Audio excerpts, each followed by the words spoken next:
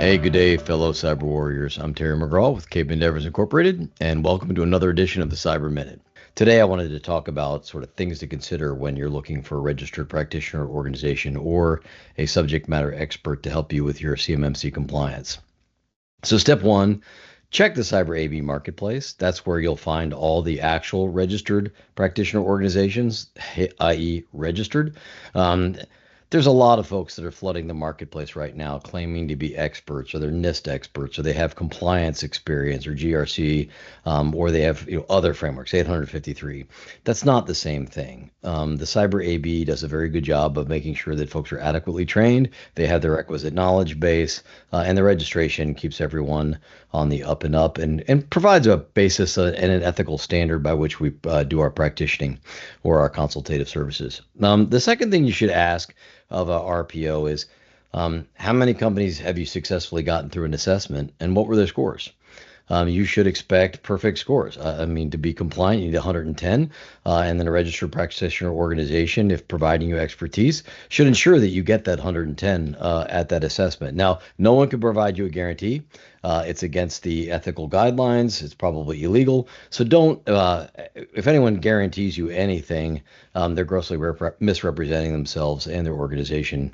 And so they would, by the ethical guidelines, be only able to tell you what their past experience has been, and whether or not they've been able to hit that 110. Scoping help. Make sure that someone understands what is truly the art and the act and the science of scoping. Meaning, do they understand that CUI, controlled unclassified information, anywhere that it is stored, transmitted, transferred, handled, processed, otherwise viewed by a personnel, the systems that hold it, that transmit it, the people that view it, the people that interact with it, the systems that interact with it are now all in scope. And in order to understand what your best approach for compliance to the CMMC framework really starts, job number one, proper scoping. And that has to be done, and done very, very well, or you're just wasting time, resources, and money as you try to get towards that CMMC compliant. Your business context is important. To determine what the best path forward is. And it really boils down to how much of your business revenue is generated through DoD, GSA, or NASA contracts. Meaning, is it a small percentage or a large percentage? There is a capital investment you'll have to make to become compliant in most cases.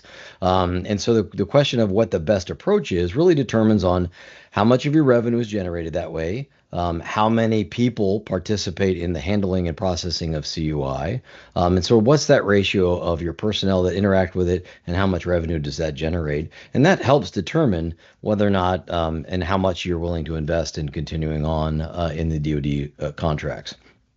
The second thing that leads us to a tailored solution. When you're considering what to do next, we at Cape Endeavors generally find three approaches are the best fit for the wide variety of customers that have come seeking our expertise. Number one, a secure enclave. Secure enclave is appropriate if a percentage of the business is CUI, but not all the business is CUI. Meaning, you've got commercial contracts, you have other federal contracts, you got other work to do, not all driven by CUI, or the amount of CUI that you would interact with that generates that business is rather small. An enclave approach is usually the fastest path forward in that regard. And we'll get to what makes a good enclave here, maybe in another segment. But at the moment, an enclave solution, it tends to be a right fit for companies that is a smaller percentage of their overall business revenue, or a smaller team that interacts with it, even if the revenue is large. The second approach is take your whole company enterprise up to 800-171 compliant. Now, this tends to be a big lift, and it doesn't tend to make a lot of sense if you're a global company. You've got a lot of presence overseas. You've got a lot of non-U.S. persons that are involved in that process.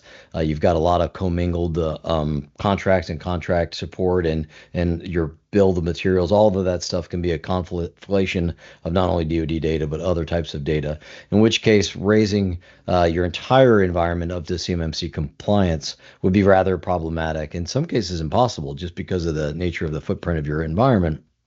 Or it could be so restrictive that it's hard to do your other commercial business.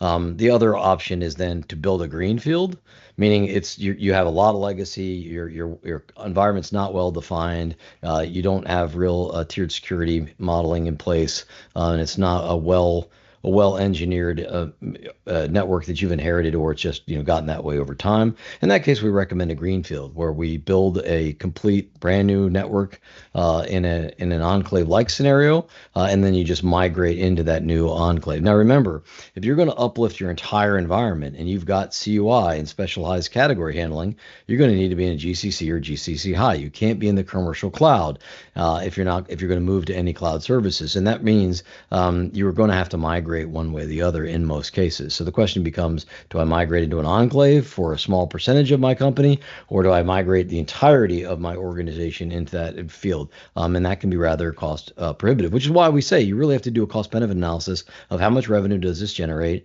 and then does the uplift justify the cost of getting compliant and then maintaining compliance overall. So last thing I would say, when you're looking at enclave providers, and do a matrix of support. When you're looking at the enclave, do they provide documentation for the enclave? Do they provide a representation at the assessment, meaning representing what they built on your behalf? Can they help you get through that?